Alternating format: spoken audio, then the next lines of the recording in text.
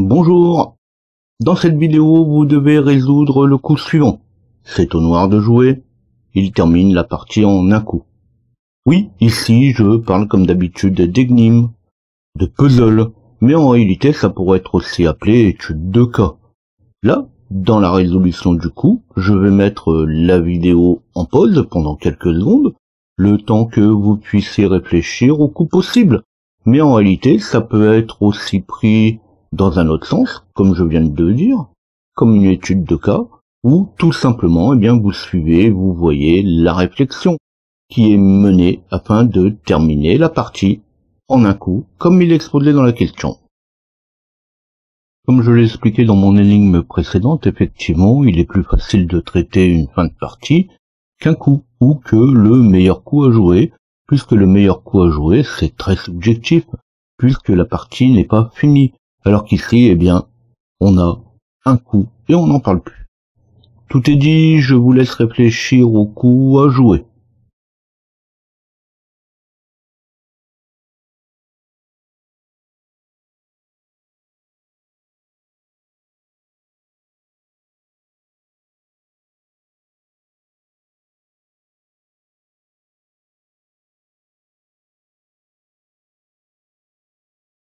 Dans une énigme précédente, j'avais déjà parlé du coup du berger, sans vraiment le citer, puisque j'ai dit que ce n'est pas vraiment mon truc. Le coup du berger reste quelque chose de très classique. Aujourd'hui, on est quasiment dans le même cas, mais on ne parle même pas du coup lui-même, vu qu'on est déjà bien loin dans la partie. Alors tout simplement, je vais avancer ma reine qui est en B3, en D1.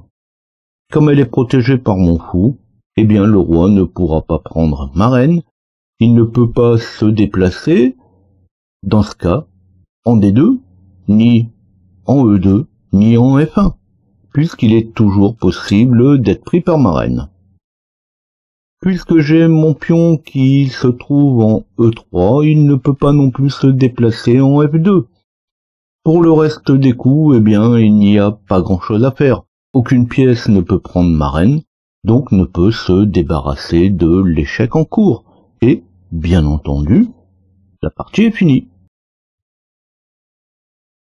Encore une fois, lorsque je l'ai expliqué, finalement c'est facile. Alors là où c'est un petit peu plus compliqué, c'est qu'il faut se mettre à la place des noirs. Donc finalement, quand vous allez jouer votre dernier coup blanc, donc ce que j'ai joué juste avant H2 vers H3, il faut tout de suite réfléchir à ce que votre adversaire pourra faire. Et votre adversaire pourra vous mettre mat en un coup. D'où il est bien important de pouvoir anticiper non seulement vos coups, mais aussi ceux de votre adversaire. Si ça vous a plu, vous likez. Abonnez-vous à la chaîne et activez la cloche pour recevoir les notifications de mes nouvelles vidéos. Alors je l'ai déjà dit, je joue tous les jours. En jouant des parties tous les jours, je récupère tout simplement les cas spécifiques. Alors là, effectivement, il suffit d'une erreur. Il faut aussi savoir regarder les coups avant.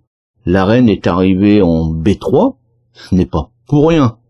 Mais c'est quand même un cas spécifique. Là, je vais pouvoir vous présenter tout ça dans des énigmes. Alors bien sûr, ça ne va pas manquer, il y en aura toujours autant. Vous pouvez laisser vos remarques, vos questions, vos suggestions sous la vidéo. Comme je viens de le dire, à bientôt.